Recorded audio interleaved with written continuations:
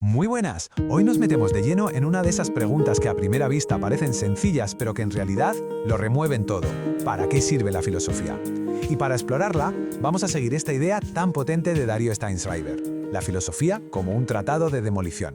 Así que, venga, vamos al lío. A ver, imaginemos la escena. Un viaje normal en autobús, un día cualquiera, y de repente algo hace clic. El piloto automático se apaga y empiezas a mirar alrededor de verdad. ¿Quién es toda esta gente? ¿A dónde va todo el mundo? Y más allá, ¿por qué existe todo esto? ¿Por qué hay algo en lugar de no haber nada? Pues justo ahí, en esa sensación de vértigo, en ese momento en el que lo familiar se vuelve extrañísimo, ahí es donde empieza la filosofía. Porque es que es así, ¿eh? La filosofía no nace en una biblioteca rodeada de libros viejos, no. Nace precisamente ahí, en la extrañeza de lo más normal, de lo cotidiano.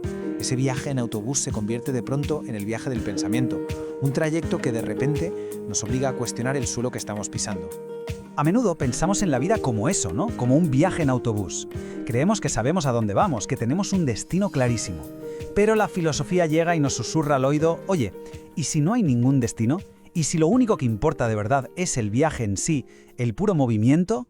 Pero claro, aquí viene el problema, ¿verdad? Porque este tipo de pensamiento, esta angustia, por llamarla de alguna manera, parece de todo menos productiva. Nos hace llegar tarde a todo. Choca de frente con el día a día, con las obligaciones, con los objetivos prácticos. Parece que pararse a pensar es un lujo que nos saca de la vida. ¿Y entonces qué pasa? Pues que el narrador se baja del autobús y se pierde. Y este gesto, el de perderse, es que es la metáfora perfecta de lo que es la filosofía. Es la decisión consciente de abandonar el camino seguro, de salirse de la ruta que nos han marcado. Ya este movimiento, a esta forma de mirar, se le llama extrañamiento. Podríamos decir que es el motor de la filosofía. Se trata de desconfiar de lo que parece obvio, para verlo todo con una intensidad nueva, como si fuera la primera vez que lo vemos. Es, en el fondo, recuperar la capacidad de asombro que teníamos de niños. Y es que el contraste es brutal. Por un lado tenemos la vía obvia. Es ese camino único que parece que está ahí delante, el que nos dice que todo es igual, que no hay diferencias y que cualquier alternativa es rara o está mal. Ni se pregunta por qué es el camino correcto, simplemente lo es. Y por otro lado está el camino del cuestionamiento, el filosófico, que hace justo lo contrario, busca otros caminos, resalta las diferencias y le pregunta el porqué a todo, absolutamente a todo. Bueno, pues el viaje sigue. Y ahora nos lleva a una gasolinera. Un lugar que está totalmente definido por su utilidad, ¿no? Por el servicio que presta. Es el escenario perfecto para desmontar la lógica del ¿para qué sirve? Esa pregunta que parece que lo domina todo en nuestra vida. Pensemos en una tontería, en algo como un paquete de patatas fritas. ¿Para qué sirve? Pues para comer, obviamente. Pero, ¿qué son las patatas fritas si dejamos de pensar en ellas solo desde esa categoría? ¿Qué son las cosas o incluso las personas más allá de la utilidad que tienen para nosotros? Y aquí está la clave de todo. La utilidad no es algo que las cosas tengan por sí mismas. Es un valor que nuestra cultura les ha puesto encima. Y lo hemos interiorizado tantísimo, que ya no lo vemos como una característica más, sino como la esencia misma de todo. Hemos reducido el mundo entero a su función. Y claro, esto nos conecta directamente con Oscar Wilde y esa frase suya tan genial y demoledora. Todo arte es completamente inútil. Esta idea es radical porque une la filosofía con el arte y sugiere que su verdadero poder está, precisamente, en no servir para los fines prácticos del mundo. O sea que, la filosofía es un saber inútil. Sí, pero es que lo es a propósito. Su objetivo no es producir algo, no es ser eficiente, no es generar beneficios. Su verdadera función es cuestionar ese mismo principio de utilidad que gobierna nuestra vida.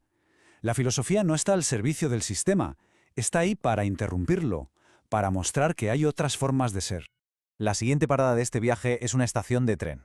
Oscura, vacía, un lugar que está como en el límite de todo. Este espacio representa el momento en que la filosofía se enfrenta a las preguntas últimas, a lo imposible, a todo eso que se nos escapa del conocimiento. Y en este terreno, la lógica a la que estamos acostumbrados, pues, se da la vuelta por completo. En filosofía, se gana cuando se pierde. Se gana cuando se pierden las seguridades, cuando se abraza la duda. El verdadero fracaso, la verdadera pérdida, es creer que has encontrado la respuesta definitiva, pensar que ya has ganado el juego. Vamos a poner un ejemplo para que se entienda bien. La muerte. Normalmente hay dos posturas. La primera, la afirmación. Hay algo después. La vida sigue. La segunda, la negación. La muerte es el final y ya está, no hay nada. Pero la filosofía propone una tercera vía, que es lo más interesante. En lugar de elegir entre el sí o el no, lo que hace es cuestionar la propia pregunta. Se pregunta si estamos planteándola bien. El objetivo no es mover una pieza en el tablero, sino romper el tablero entero.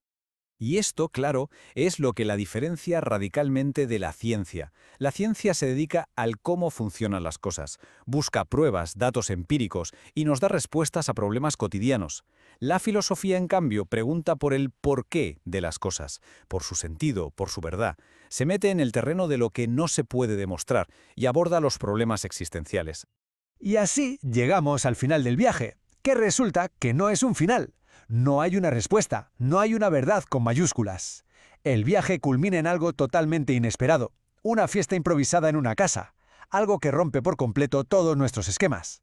Aquí es donde se desvela el verdadero para qué de la filosofía, en esta idea de acontecimiento. No es un conocimiento que acumulas y guardas en un cajón, es una experiencia, algo impredecible que te sacude la realidad y te obliga a transformarte.